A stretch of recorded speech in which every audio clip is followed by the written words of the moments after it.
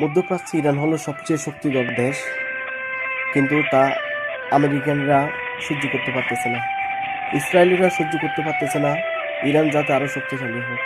কারণ ইরান যদি আরো শক্তিশালী হয়, এদেরকে এখানে কেউ জায়গা দেবে না, তাদেরকে কুকুরের মতো দূরে দূরে মারবে ইরান। তাই ইরানকে ওরা কোনো রকম মাথা চারা দিয়ে উঠতে দিচ্ছে না।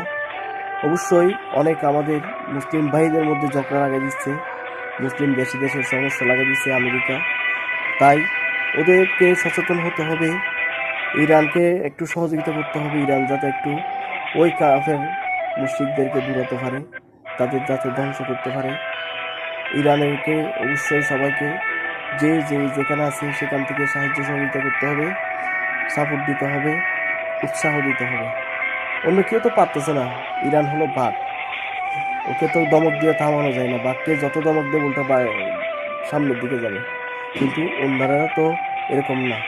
তো ইরান বাঘের মতো লড়ে যাচ্ছে, আর ইসরায়েল হলো শিয়াল। শিয়াল যেমন ওদের একটু বুদ্ধি বেশি, লুকায় লুকায় হামলা করে, এদের শিয়ালের বৈশিষ্ট্য।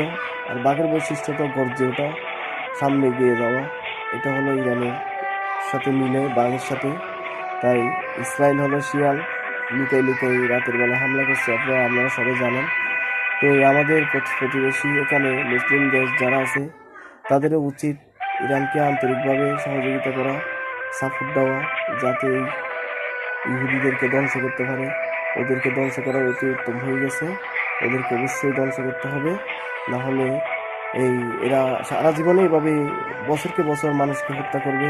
রেকর্ড আছে, ওরা কত যে মানুষ মারছে আপনারা সবাই জানেন অবশ্যই। আজ থেকে এই গাজায় কতগুলো মানুষ মারছে, কত হামলা করছে আজ পর্যন্ত। আজ ইরানের সর্বোচ্চ নেতা আয়াতুল্লাহ আল খামেনি জীবন দিয়েছে, তারপরে ওর মানটা যায় না। ওনার মতো হতে হবে, ওনার থেকে শিক্ষা গ্রহণ করে প্রত্যেক রাষ্ট্র, প্রত্যেককে আমি আন্তরিকভাবে জানাচ্ছি, আপনারা অবশ্যই সাপোর্ট করবেন। আর ইরান যাতে জয় হয়, জয়ের জন্য দোয়া করবেন। আমাদের প্রবাসী ভাই যারা আছে তারা একটু সচেতন থাকবেন। দেশের জন্য আপনারা আমরা দেশের জন্য যুদ্ধ করতে গেছি এখানে, তাই আপনারা সচেতন থাকবেন, দোয়া করবেন। ইনশাআল্লাহ অবশ্যই ইরান জয় হবে। ভিডিওটা যেখান থেকে দেখছেন ভাই শেয়ার করবেন, সাপোর্ট করবেন, সাথে থাকবেন। ধন্যবাদ।